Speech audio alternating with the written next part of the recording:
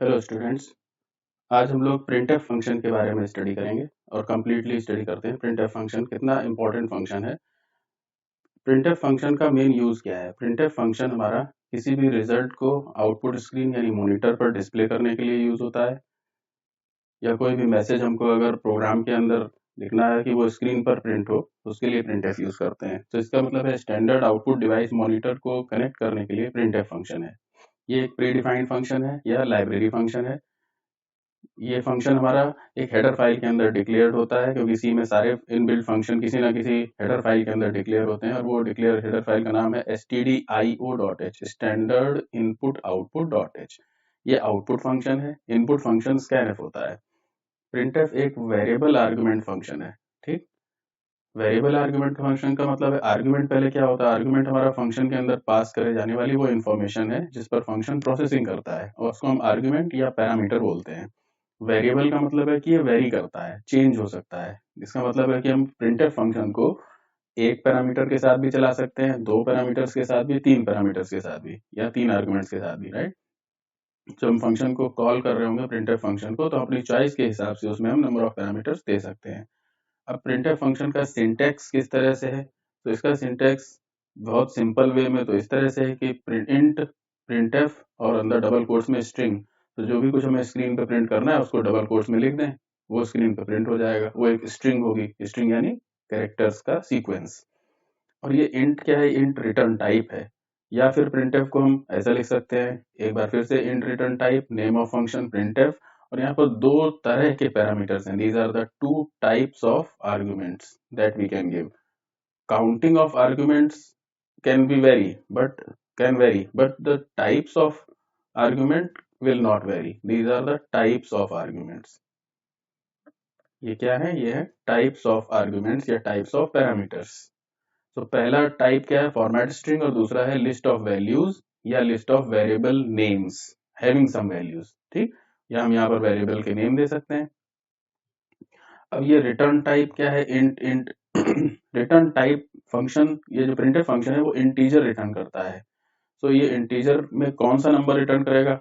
Printf function को हमने क्यों यूज किया है? स्क्रीन पर कुछ प्रिंट करने के लिए, और स्क्रीन पर जो भी प्रिंट होगा या मॉनिटर पर या आउटपुट स्क्रीन पर जो भी प्रिंट होगा वो एक कैरेक्टर्स का सीक्वेंस होगा, राइट। कोई रिजल्ट होगा या कोई मैसेज होगा, वो सब कैरेक्टर्स होंगे। इवन स्पेस भी एक कैरेक्टर होगा। जैसे हमने हेलो और वेलकम लिखा, तो जैसे हमने स्क्रीन पर प्रिंट किया यहाँ पर सपोज हेलो, और फिर स्पेस है, और फिर लिख दिया यहाँ पर वेलकम। सो हेलो में कितने कैरेक्टर? 1 2 3 4 5, फिर बीच में एक स्पेस है, तो ये छठा कैरेक्टर हो गया। 7 8 9 10 11 12 13, राइट। सो वेलकम में 7 कैरेक्टर्स होते हैं, 1 2 3 4 5 6 7, और 5 हो गए हेलो में, 5 प्लस 7 प्लस 1, एक स्पेस भी है बीच में। तो ये पूरी काउंटिंग होती है, राइट। तो हेलो वेलकम पूरे कैरेक्टर को पूरा काउंट करेंगे यहाँ पर। तो ये स्क्रीन पर अगर जो प्रिंट किया है प्रिंटफ ने, तो पहले तो वो स्क्रीन पर प्रिंट करेगा। जब वो प्रिंट कर लेगा सक्सेसफुली, है ना, जब वो प्रिंट कर लेगा सक्सेसफुली, तब उस प्रिंटेड वैल्यू के अंदर कितने कैरेक्टर्स हैं उनको काउंट करेगा। जैसे मैंने हेलो और वेलकम विद स्पेस काउंट किया था ना, 13 आया था, तो वो 13 वैल्यू ये रिटर्न करता है। रिटर्न करने का मतलब है कि फंक्शन को जहां पर कॉल किया जाएगा उस जगह वो अपनी रिटर्न वैल्यू को छोड़ के चला जाएगा एज ए आंसर। ठीक, बस यही चीज हमें यहाँ पर ध्यान रखनी है।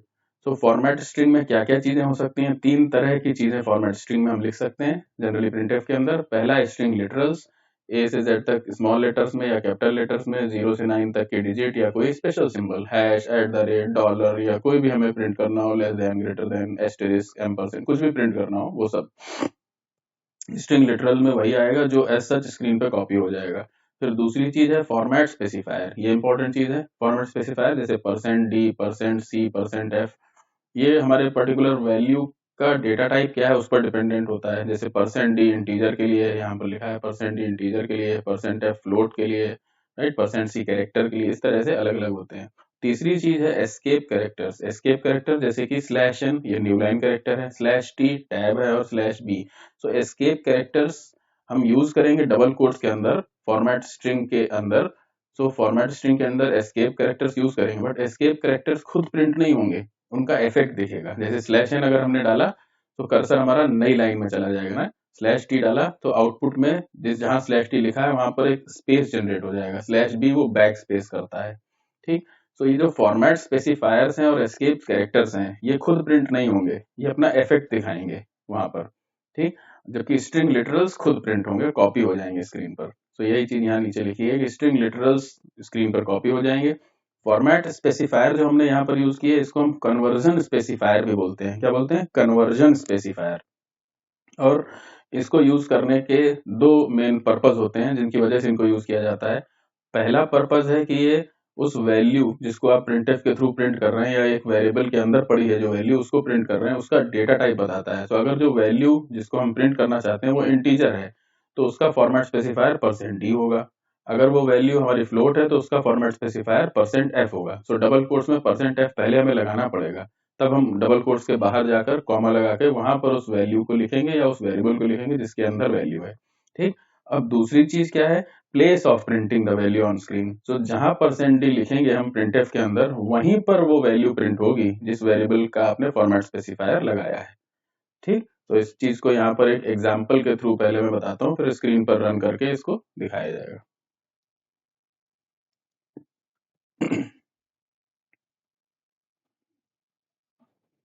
तो ये एक छोटा सा प्रोग्राम है, इसको देखें। सबसे पहले इसमें क्या लिखा हुआ है? सबसे पहले लिखा हुआ है इसमें हेलो।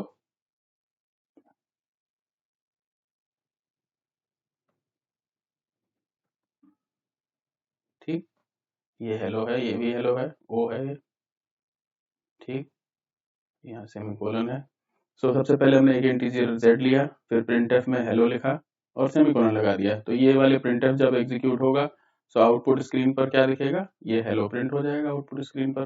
सो ये पहला वाला टाइप था जो अभी हमने ऊपर देखा है। यहाँ पर printf के अंदर सिर्फ स्ट्रिंग दी, सो ये सिर्फ स्ट्रिंग यहाँ पर किसमें दी है? हेलो में। फिर दूसरे केस में हम अब इसके रिटर्न वैल्यू को या रिटर्न टाइप को यूज करने के लिए कर रहे हैं। तो दूसरी बार फिर से हमने लिखा printf हेलो डबल कोट्स में, जैसा ऊपर लिखा है वैसा ही नीचे लिखा है, सेमीकोलन भी लगाया। यहाँ लिख दिया z is equal to, z क्या है? z एक इंटीजर है। तो हमने इस जगह पर printf हेलो को कॉल किया, राइट। printf हेलो ने स्क्रीन पर हेलो प्रिंट कर दिया। फिर printf हेलो ने क्या किया? हेलो को स्क्रीन पर प्रिंट किया।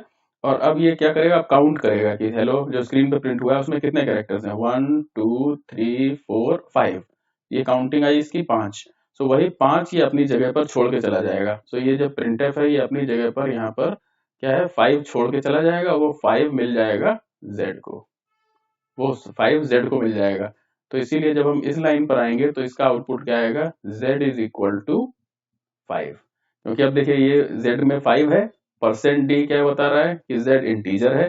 पहली बात, ये वाला z तो एज सच स्क्रीन पे प्रिंट हो जाएगा, ये इक्वल टू भी प्रिंट हो जाएगा क्योंकि ये तो स्ट्रिंग लिटरल है। %d फॉर्मेट स्पेसिफायर है। %d ने दो इन्फॉर्मेशन देनी है, हमने ऊपर पढ़ा। पहली चीज ये डेटा टाइप ऑफ वेरिएबल बता रहा है, दूसरी चीज ये किस प्लेस पर वो वैल्यू प्रिंट होगी, वो प्लेस डिफाइन कर रहा है। सो इक्वल टू के बाद ये प्लेस है जहां %d लगा है। तो आउटपुट में भी इक्वल टू के बाद इंटीजर वैल्यू प्रिंट होगी, और वो कौन सी होगी? जो भी z की वैल्यू होगी। तो ये दूसरा वाला जो पैरामीटर है ये है वेरिएबल नेम, ठीक, या वेरिएबल जिसके अंदर वैल्यू है। तो इस तरह से इसका printf का आउटपुट क्या आएगा? z is equal to 5। और z में 5 कैसे आया? वो z में 5 इस वाली एक्सरसाइज से आया जहां printf में हेलो लिखा है, हेलो स्क्रीन पे प्रिंट हुआ, उसकी काउंटिंग हेलो में 5 कैरेक्टर हैं, HELLO z में गए।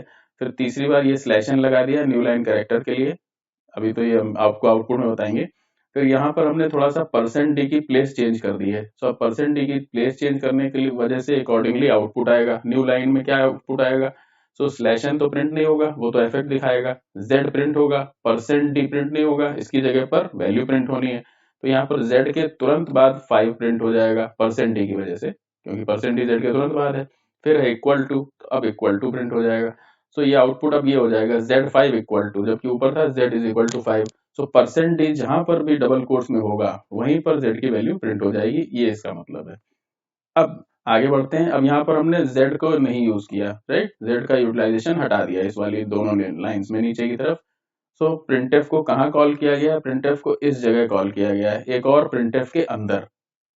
सो printf, बाहर वाला printf जब एग्जीक्यूट होना शुरू होगा तो बाहर ये %d की वजह से हमें ये पता चल गया कि आगे कोई इंटीजर वैल्यू आने वाली है।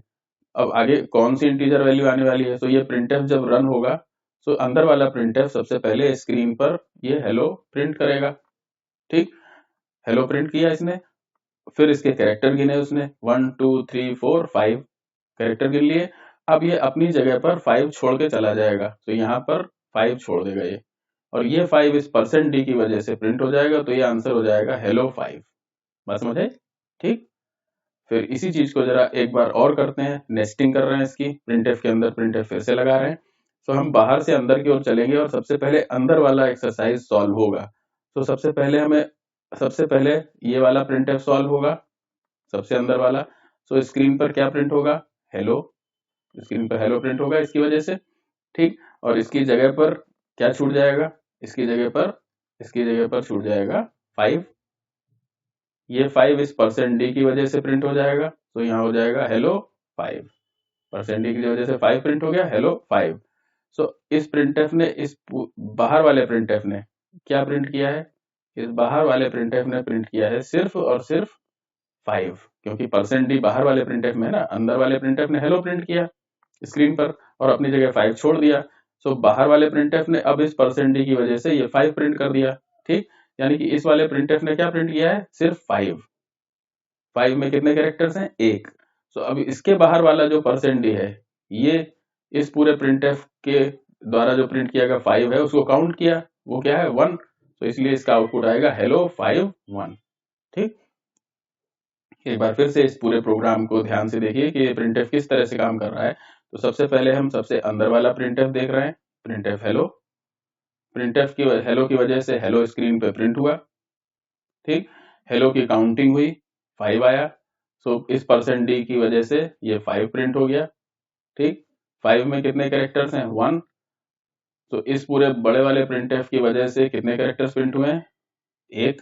5 अंदर वाला हेलो इस बाहर वाले प्रिंटफ से नहीं आया है, ये वाला हेलो इस प्रिंटफ से आया है, वो इसकी रिटर्निंग वैल्यू है, जो भी हेलो प्रिंट होने के बाद 5 आई है। अब ये वाला जो इसके बाहर वाला, जस्ट बाहर वाला जो प्रिंटफ है यहाँ से यहाँ तक, इस पूरे प्रिंटफ ने सिर्फ एक चीज प्रिंट की है, वो है 5। जो उसने प्रिंट किया है वही वो काउंट करेगा। तो इसीलिए ये बाहर वाला प्रिंटफ 5 प्रिंट किया है, उसको काउंट करके कितना बताया उसने? 1। सो इस बड़े वाले प्रिंटफ की वजह से आया है 1। सो अब 1 में कितने?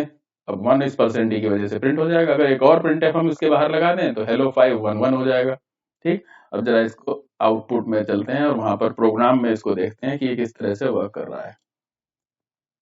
तो देखिए प्रोग्राम वैसा ही मिलता जुलता सा प्रोग्राम लिखा है मैंने, int a 100 z, even a की कहीं पर जरूरत नहीं पड़ी है, यूज कर लेंगे। तो प्रिंटफ हेलो /n, तो पहले हेलो /n की वजह से आउटपुट में क्या आ जाएगा? आउटपुट में आ जाएगा सिंपल हेलो।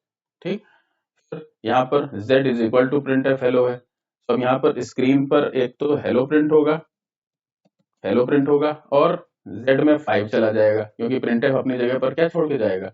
जितने कैरेक्टर्स प्रिंट किए हैं इसने, नीचे वाले प्रिंटफ ने 1 2 3 4 5, तो z में 5 चला जाएगा। अब यहाँ पर जो आउटपुट स्क्रीन आएगा उसमें क्या होगा? अब ये लाइन फिर से प्रिंट होगी और जो भी z में स्टोर हुआ है वही प्रिंट हो जाएगा। So value of z is equal to %d की जगह z की वैल्यू प्रिंट हो जाएगी। ठीक, फिर नेक्स्ट प्रिंटफ में जाते हैं। यहाँ पर मैंने %d को शिफ्ट कर दिया है, सो %d शिफ्ट होने की वजह से z की वैल्यू इस जगह पर प्रिंट हो जाएगी और स्ट्रिंग पूरी फिर से आएगी। So value of 5z equal to, ये प्रिंट होगा। हर बार /n लगाया जिससे कि अगला प्रिंटफ नई लाइन पे आउटपुट दे। अब विदाउट z वाला केस देख लेते हैं।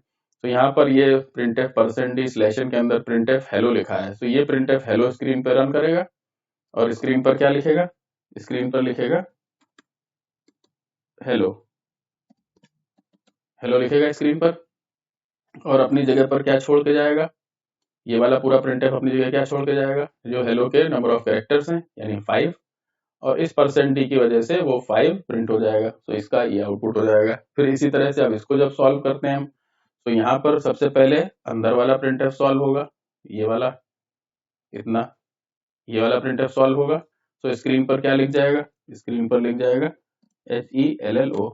ठीक, अब इस वाले प्रिंटफ की वजह से हेलो तो प्रिंट हो गया, फिर हेलो की काउंटिंग हुई, हेलो की काउंटिंग में आया 5, तो इस वाले पूरे प्रिंटफ की जगह पर क्या आ गया? 5।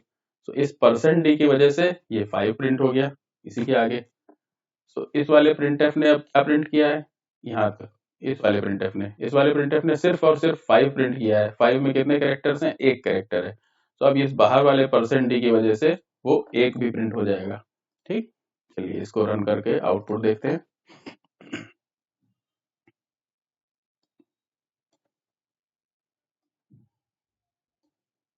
ठीक, अब देखिए प्रोग्राम और आउटपुट दोनों को एक साथ यहाँ पर सामने रखते हैं और फिर एक्सप्लेनेशन में देखते हैं। तो सबसे पहली प्रिंटफ हेलो, फिर स्लैश एन की वजह से कर्सर नई लाइन में चला गया, अगले प्रिंटफ को रन किया, हेलो आया और 5 किस में चला गया? जेड में, क्योंकि हेलो में 5 कैरेक्टर हैं। सो अगले प्रिंटफ में हमने वही जो जेड में 5 गया था उसी जेड को प्रिंट कर लिया। So value of Z is equal to 5 आ गया। फिर नेक्स्ट लाइन में %d की प्लेस बदल दी है, तो जहां %d होगा वहीं z की वैल्यू प्रिंट होगी, तो इसीलिए 5z इक्वल टू हो गया। फिर यहाँ पर %d स्लैश एन में प्रिंटफ हेलो, सो प्रिंटफ हेलो ने स्क्रीन पर हेलो प्रिंट किया और अपनी जगह पर 5 छोड़ा, वो इस बाहर वाले %d की वजह से हेलो 5 हो गया। फिर तीसरा वाला लिखे लास्ट वाला, तो प्रिंटफ हेलो सबसे पहले हेलो प्रिंट करेगा, अपनी जगह 5 छोड़ेगा, ये %d उस 5 को प्रिंट कर देगा, 5 प्रिंट कर दिया। अब इस प्रिंटफ ने क्या प्रिंट किया था? 5 5 एक सिंगल कैरेक्टर है, इस वजह से इस बाहर वाला %d की वजह से यहाँ पर 1 प्रिंट हो जाएगा और इस तरह से ही आउटपुट आ जाएगा। ए को 100 कहीं यूज नहीं किया है, आप चाहो तो कहीं भी ए को 100 यूज कर लो। सपोज यहाँ पर आपको जब value of z is equal to %d और यहाँ पर लिख दो आप value of a is equal to %d। तो पहला %d z के लिए हो जाएगा, दूसरा %d a के लिए हो जाएगा। इसको एक बार फिर से रन कर देते हैं, बस ये वाली स्क्रीन को फिर से देखने के लिए एक बार फिर से रन कर देते हैं। तो इसके हमने देखे यहाँ पर आउटपुट में चेंज क्या आएगा, value of a is equal to 100 वाला ये आउटपुट चेंज हो गया है। बस, ठीक, ओके।